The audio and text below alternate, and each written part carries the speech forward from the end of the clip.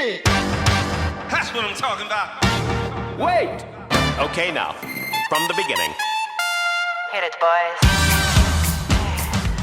Welcome to the human side, managing fear, change, and skepticism as it relates to AI, a brand new 5-part pulse check series from Enrollify. I'm Carrie Phillips, CCMO at UA Little Rock. In this series, we're talking about the human aspect of AI, how we create cultures that are open to this work, how we bring people who are maybe a little unsure about AI as part of our journey, how we manage fear and manage change. This is going to be a great series, so let's jump right in. Hello, everybody, and welcome back to Higher Ed Pulse. Today's conversation brings together a few things that are really close to home for me. Alice and I first connected through CASE. We both are serving as faculty for the Marketing and Branding Conference this June. We also share a mutual appreciation of Florida State. Alice oversees a marketing and comms team within the Division of Student Affairs, which means she is thinking about AI through a deeply human and student-facing lens, while also navigating what it means to lead Marcom teams through change. Alice, thanks for hopping on the mic. Thank you, Carrie. I appreciate it. Absolutely. So excited to get into the conversation. You and I both connected through CASE. We serve as faculty. How do you see AI shaping everything about how we teach and talk about marketing in higher ed? Well, AI is so important in this era. And I must say that working with CASE and working with you and the other faculty members for the conference is a great thing. And it's, such an important time for us to come together and talk about important issues like AI. You oversee a marketing and comms team within student affairs. And so I suspect, that team looks and functions a little bit differently than maybe a central marketing team. But I'm also wondering if the AI conversation looks different. Tell me kind of how y'all are thinking about things. Yeah. So, Carrie, I actually came from a centralized marketing and communications team in my last role before coming to Florida State about 5 years ago. So I was leading marketing and communications there and was very marketing technology heavy in the work that I was doing. I helped lead change management for an implementation of Workday Student on our campus. So I got to look at things through a new lens, look at it through a change management lens, as well as help with communication around that for our students and faculty and staff. So being comfortable with new technology and kind of learning how to deal with the discomfort of new technology is kind of part of who I am. And then coming to Florida State around 5 years ago, I found that working in student affairs gave me a great opportunity to really dive into new technology and have the freedom to look into new things and to try new things and to be an early adopter and move forward on new technology. I have great working relationships with our IT department, and they've been super supportive. From conferences, CASE conferences, and AMA conferences, I'm texting them saying, hey, I just heard about this new AI tool. What do you think about it? And can we pilot it? So that's been really exciting. And they've reached out to us to share our insight and our experiences with other vendors as they're working on white papers about how you can use AI in marketing and higher education. I love that synergy across campus because you're absolutely right. Like, we are all working at it. We're coming at it from different perspectives. But at the end of the day, we're all trying to make sure that we're taking care of our students. We're setting up our students to be successful. But we're also trying to make sure that our employee culture is a great fit and people feel valued for what they bring to the organization. And so, kind of in that space, I'm curious, what are some practical and helpful kinds of tools and tricks that you all are using AI in your work? Yeah, so our department uses a great deal of AI. A lot of it is the AI that's baked in some of the marketing technology that we already have. We're just continuing to explore and push that further. For example, Sprout Social Enterprise is a tool that we have and that we had advocated for early on in my time here at Florida State. And so that's a great tool that helps us with some of our social media scheduling and caption writing. We use Salesforce Marketing Cloud and set up journeys to engage with students and set up communication flows with students so that as they interact with the emails, they receive additional emails based on the content that they're clicking on.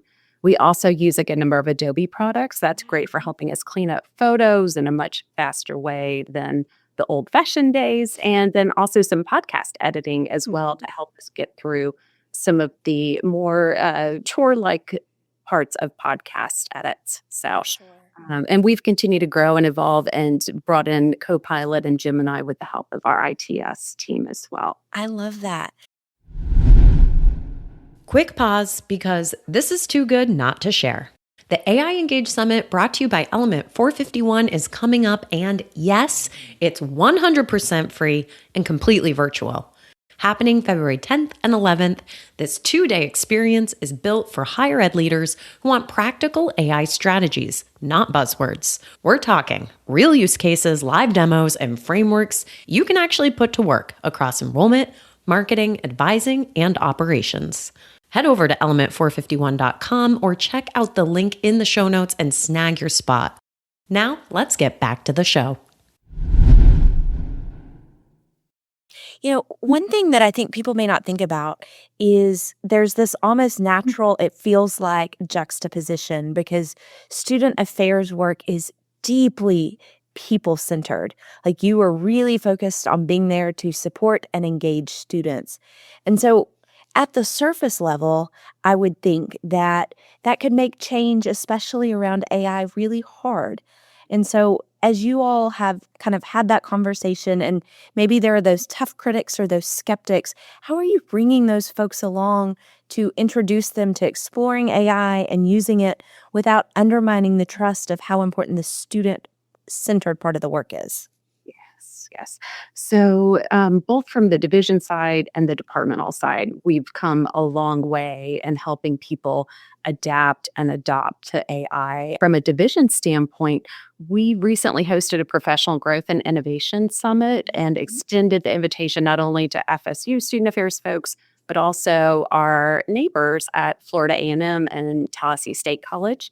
And here we talk about leadership, innovation, and collaboration.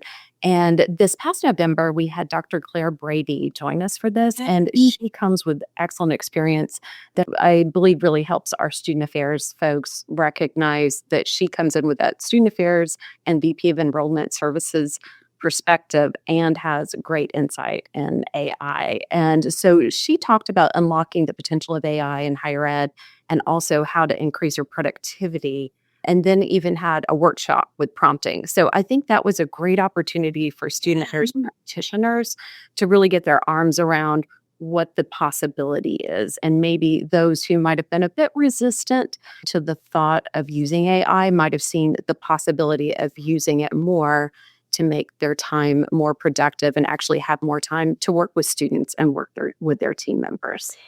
As a leader, I think that's important too, because I think you were hitting at this culture piece. And sometimes as a leader, it's our job to really kind of horizon scan. We may not fully understand all the things that the tech can or can't do, but I think we have to understand the kinds of impact that it can help.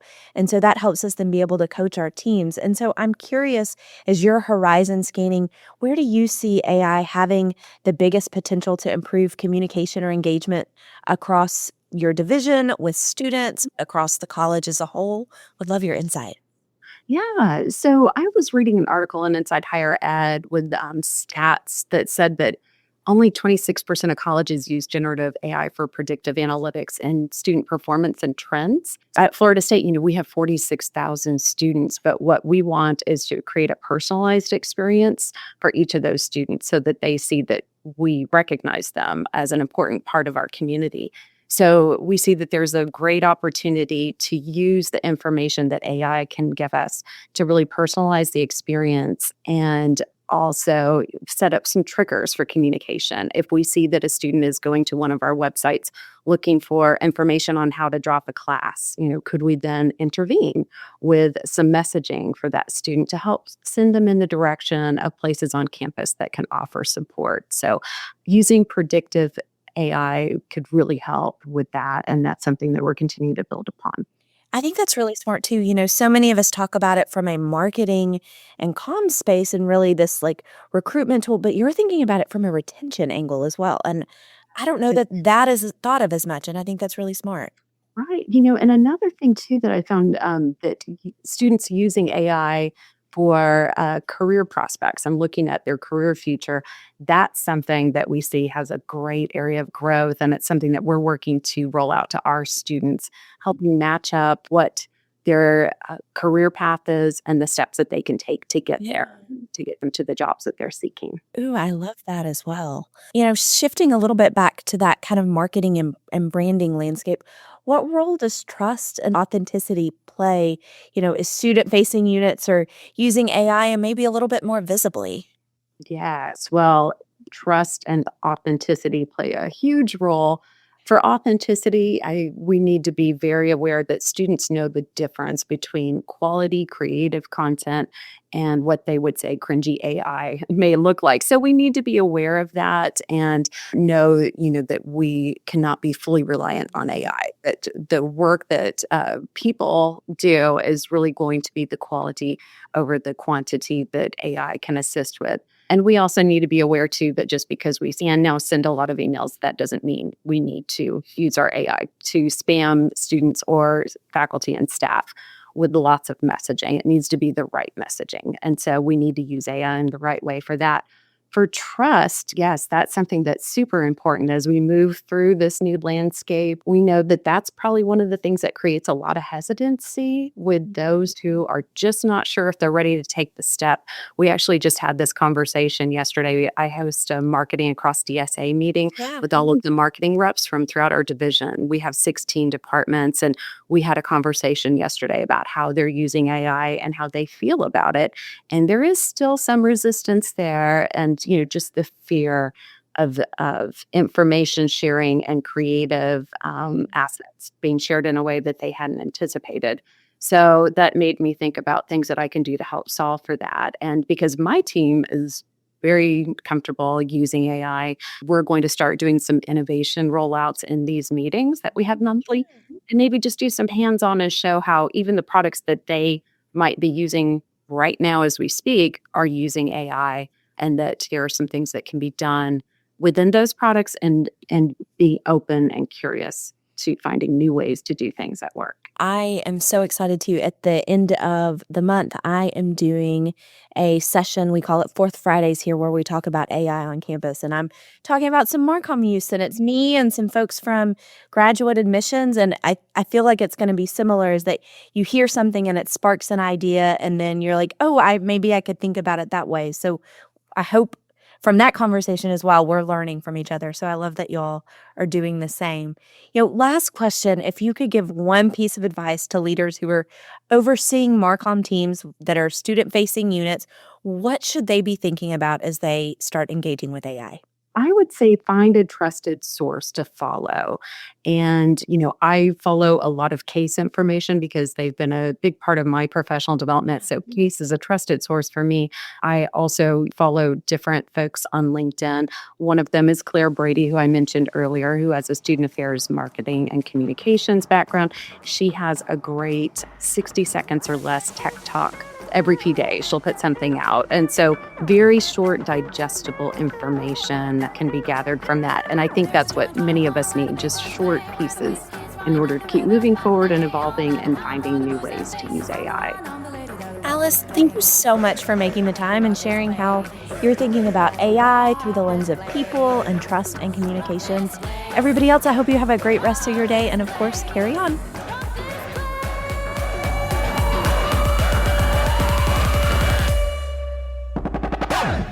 The Higher Ed Pulse is part of the Enrollify Podcast Network. If you like this podcast, chances are you'll like other Enrollify shows too. Our podcast network is growing by the month, and we've got a plethora of marketing, enrollment, and higher ed technology shows that are jam-packed with stories, ideas, and frameworks, all designed to empower you to be a better higher ed professional. Our show helps higher ed marketers and admission pros find their next big idea and features a selection of the industry's best as your hosts. Learn from Brian Gross, Eddie Francis, Jenny Lee Fowler, and so many of your favorite leaders in higher ed. Enrollify is made possible by Element 451, the next generation AI student engagement platform, helping institutions create meaningful and personalized interactions with students. Learn more at element451.com.